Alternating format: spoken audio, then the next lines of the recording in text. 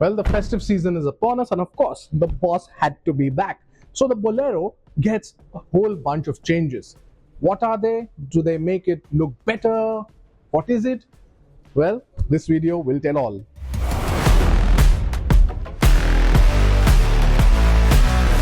So there's good news and there's bad news. So let's start with the good news first. Good news is new color option, stealth black. Looks good, and yes, adds to the boss element of it all. Now you also have a new grille up front, very vertical slats that you see, that's all new. And you also have those very tasty looking headlamps. Given all of that, this one has some amount of road presence now, and the diamond cut alloy wheels that you see are available only on the new variant, that is the B8. This one is the B8.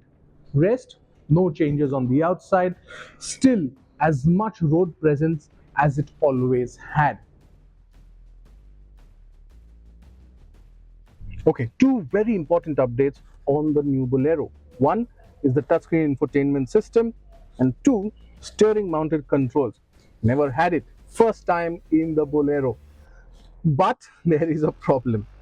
This one, the letters or the writing on it is so small, plus it's totally vertical, that you really need to have a good eye or good eyesight or 20/20 vision basically to read all of this. Look at it, it's so tiny, and that's a big problem. The other part is that it's good, it has C type charging, which is great.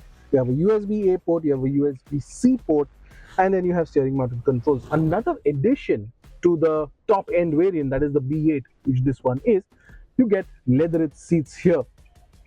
That is a great proposition for a car like this, because yes, there are people who want this kind of thing for sure. Now, other than that, no big changes on the inside, but the ones that have been made just make it a bit more modern.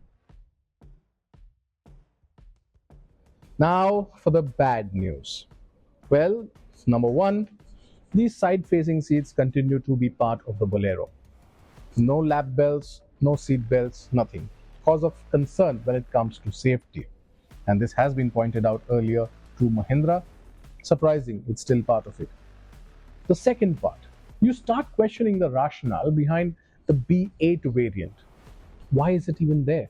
Because the only changes from the B60 variant are one, leatherette upholstery, and two, diamond cut alloy wheels. Couldn't those be just given as optional extras or accessories? It's pretty weird, isn't it? But overall, the Bolero looks all jacked up and has a certain road presence.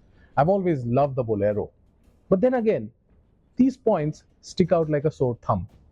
And you kind of start questioning what Mahindra's strategy really is, especially when it comes to a car that has been in so many households. More than 1.6 million have been sold by the company overall as a brand.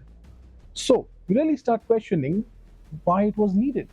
Now on to the other Bolero, the Bolero Neo. Jeans blue, not denim blue, jeans blue. That's what this color is called. What do you think about that? Let me know in the comment section below. Why was it not denim blue? I have no idea. But that is the new color on offer on the Bolero Neo.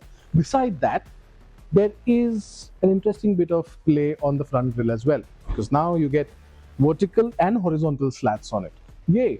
Looks different, bit of a dash of chrome, and of course then you have some changes made to the alloy wheels as well on offer. 16-inch wheels offered on the very top N11 variant, which is a new variant altogether. 15 inches was the order of the day, but now those have gone up to 16. A lot more changes await you on the inside, so let's check those out as well. The cabin has added premiumness to it, because you have an 8.9-inch touchscreen infotainment system, which is not standard but still becomes part of the lower variant now, as the top end anyway gets it. But the upholstery, it's called Lunar Grey, so it's a mix of white and grey, which actually adds a bit more opulence inside. Now, tough luck to those who want to have a clean car. Yes, maintenance of this one is going to be a challenge. But the one big missing point here is that it still has dual airbags. No addition of any more airbags than it already had.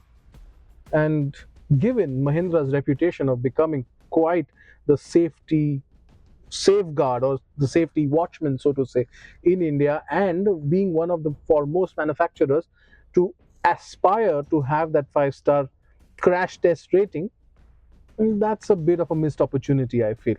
Both the Bolero and the Bolero Neo continue to be powered by the same engines as before, and both get no automatic variant. This one still gets side facing seats, no lap belts or no seat belts. That's a bit of a concern. But did you like this car overall? Has Mahindra done enough to amp up this car? Because you know what? This might be the last update both the Bolero Neo and the Bolero could get.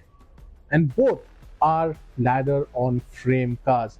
Now, mind you, the Freedom New platform will spawn the next generation of the Bolero.